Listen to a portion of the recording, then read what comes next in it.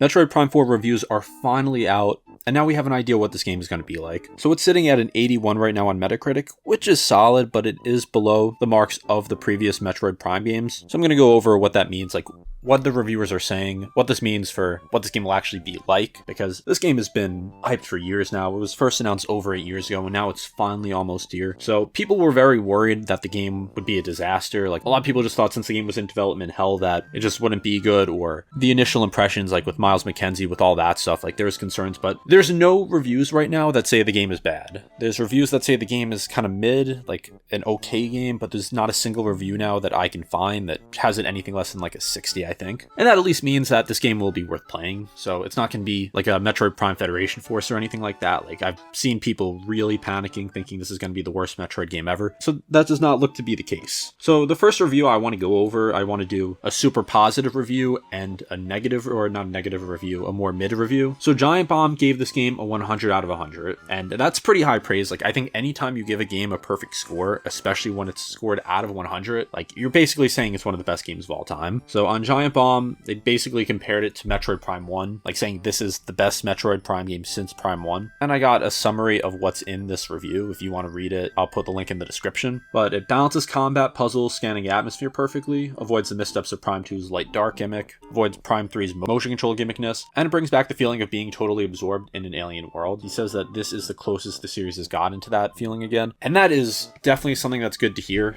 Like, I don't know if it's being extreme, but there was a lot of people concerned about like the side characters, like how they're going to make this not feel like a Metroid game. Like, I personally was a little worried about that, but I didn't panic. I just was hoping that it was more than it seemed, and according to this review, that is the case. According to this review, exploration and backtracking are also amazing. Like, rooms evolve and change over time, backtracking leads to new mini bosses and new areas, and morph ball elevators and scout runs make revisiting areas feel fresh. And then he also says that the motorcycle is actually great. I thought this was going to be fun. I saw some people concerned about it, saying it doesn't feel like something that should be a Metroid, but apparently it's just fun. It just makes traversing much easier. In this review, we compared it to Hyrule Field and Ocarina of Time, where it's just kind of like where the hub world is kind of just an area to break up dungeons. So it's not that it like looks similar or that it's the same thing. Like in Ocarina of Time, that's basically what Hyrule Field is. Like, it's just your way to get to the different dungeons. The visuals are something that we've seen. Like, it's hard to get an idea of how good a game looks just through a screen, but apparently it's the best looking Switch 2 game so far. And this is not just a Switch 2 game, it's obviously on the original Switch, so that's pretty surprising to me. Like, I thought Bonanza looked great. I thought Mario Kart World looked great. Apparently this looks even better. And then the big things with the side characters are that they're not actually a problem. Like with Miles, like, he doesn't talk much, he doesn't spoil puzzles, like, he'll only talk if you're wandering aimlessly, and he mostly just exists to upgrade your gear. So it doesn't look like there's a moment where he says, "He's right behind me, isn't he?" Or he says, "We really are Metroid Prime 4 Beyond." Like, it doesn't seem like anything like that is in the game, if you're worried about that. And to end his review, he basically puts Prime 4 in the same league as Super Metroid and Metroid Prime 1. So those are pretty much considered the two best games in the series. Like, you'll have a lot of people consider Dread to be the best.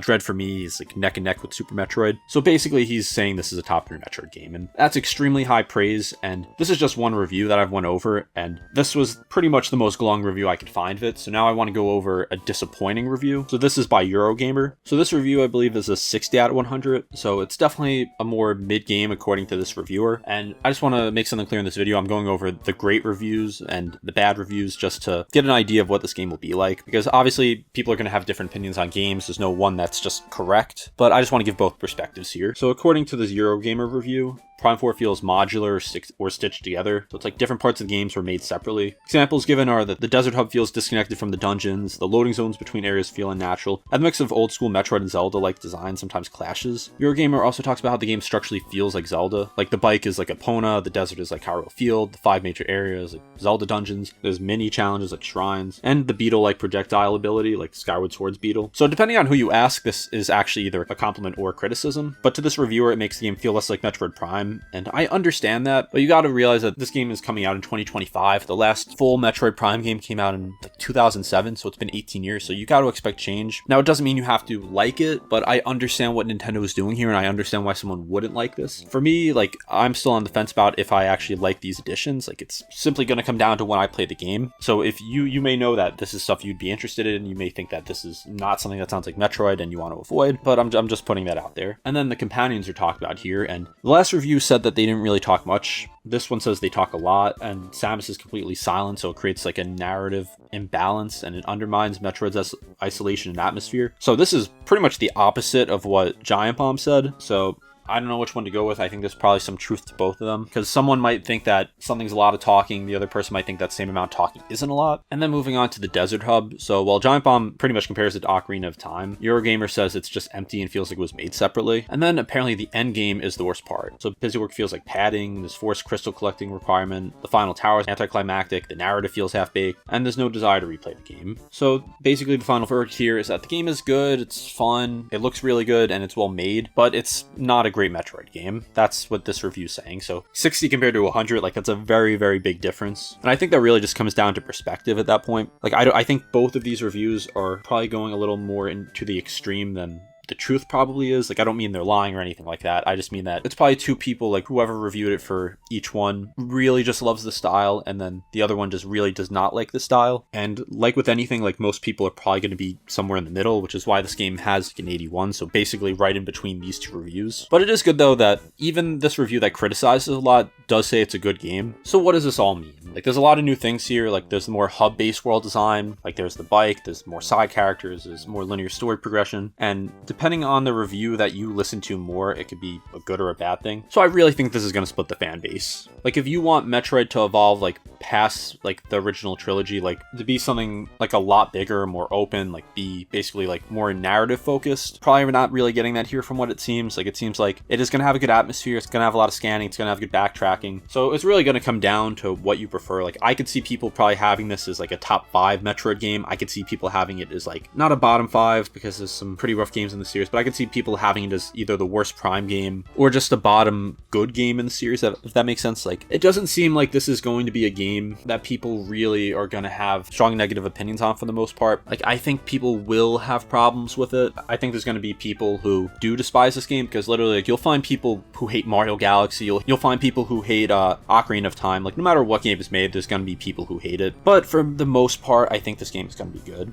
And I think if you are waiting for Metroid Prime 4, like, if you've really been wanting to play this, I think $70 is a big price for a game. Like, I'm not saying that it needs to be lower, but I'm just saying that you're investing, like, a good amount of money into that game to get it when it comes out. So if you're a big Metroid fan, or if you're really hyped for this game, honestly, I'd say go for it. If you think that this game looks interesting enough to you, and you were just waiting on reviews to come out, it's gotten good reviews, so go for it. If you're not really a big Metroid fan, like, you're on the fence about it, I would say probably get, like, Metroid Prime Remastered first if you haven't played it, because you could probably find that for around, like, a little more than $30 online. And that, while being a very different game, like, it'll give you an idea if you like this formula. Because something that sucks is when you spend $70 on a new game, and then it just does not meet expectations, you just don't like it. Like, spending $30 on a game, not really liking it, is a much easier pill to swallow. I'm personally really looking forward to this, because pretty much all the reviews I saw said that the dungeons are excellent, and the visuals and atmosphere are top tier, and the highs of this game seem to be extremely high. Like, this is one of the most important Metroid games in a long time, just because of the hype building around it, the weight, it being the first real Metroid Prime game in